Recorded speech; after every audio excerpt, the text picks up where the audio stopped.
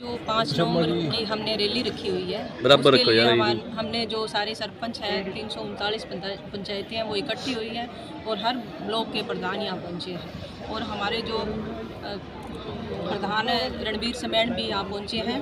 तो इन्होंने जो भी 5 तारीख की जो रणनीति है वो हमें समझाई है कि आगे हमें क्या करना है और किस हिसाब से और 5 तारीख की जो रैली है उसको हम सक्सेस करने का काम करेंगे। कितने सरपंच वो 5 तारीख को वहाँ इकट्ठा हो सकते हैं? देखिए 6228 की 28 पंचायतें वहाँ मौजूद होंगी और इसके साथ हमारे साथ ग्रामीण भी साथ में होंगे। हो सकता है आशा वर्कर भी हमारे साथ जुड़ने वाली है क्योंकि हम आम नागरिक को साथ लेके चलेंगे।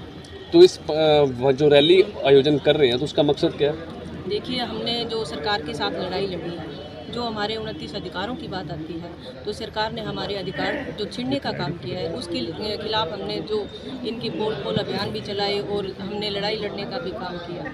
तो ये सरकार जो है ये झुकने वाली ना झुक रही। तो हमने यही फैसला लिया, विपक्ष है आज के दिन, उसने ये कहा है हमें कि जो आपकी मांगे हैं वो हम पहली कलम से उसको करने का काम करेंगे। तो आज हमारे साथ विपक्ष खड़ा हो रहा है तो उसको साथ लेने का काम करेंगे। तो पंचायत मंत्री को उसके घर में घेरेंगे?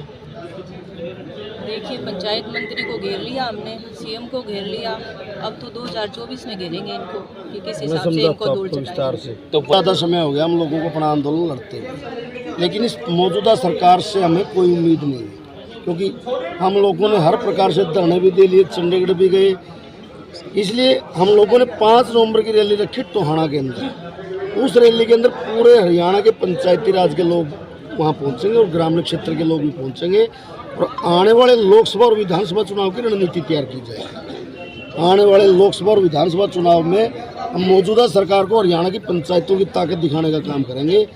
और आप देखना किसी भी गाँव के अंदर हरियाणा के अंदर इनके एजेंट भी नहीं मिलेंगे बूथों पर। हम इन लोगों को जो हमारे गांव देहात को बर्बाद करना चाहते हैं और पंचायती राज को ख़त्म करना चाहते हैं, हम इन लोगों को बिल्कुल सत्ता से बाहर करने का काम करेंगे। और 5 नवंबर को टोहाना के अंदर हरियाणा की एक ऐतिहासिक रैली होगी और जिसमें विपक्ष हमारा समर्थन करने के लिए आ रहा है। कौन आ रहा है विपक्ष से? विपक्ष कांग्रेस पार्टी के प्रदेश अध्यक्ष उदयभान जी, दीपेंद्र हुड्डा जी और 30 के 30 कांग्रेस पार्टी के विधायक, वो हमारे समर्थन में हमारी मांगों का समर्थन करने के लिए, हमें समर्थन देने के लिए टोहाना आ रहे हैं। देवेंद्र बबली का बयान है कि जो ई टेंडरिंग जो प्रणाली लागू की है वो सरपंचों के लिए फायदे के लिए है, तो आप फिर विरोध क्यों कर रहे हैं? जो पंचायत मंत्री है इसको पंचायती राज एक्ट का कोई ज्ञान नहीं।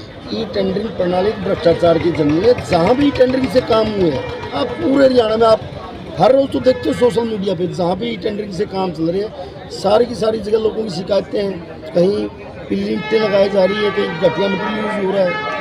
बिल्कुल पूरे हरियाणा प्रदेश का विकास रुका हुआ है और इन लोगों का टेंडरिंग ई टेंडरिंग के माध्यम से ठेकेदारों के साथ और अधिकारियों के साथ मिलकर हरियाणा का जो पंचायती राज का बजट है उसको हड़पने की एक साजिश है।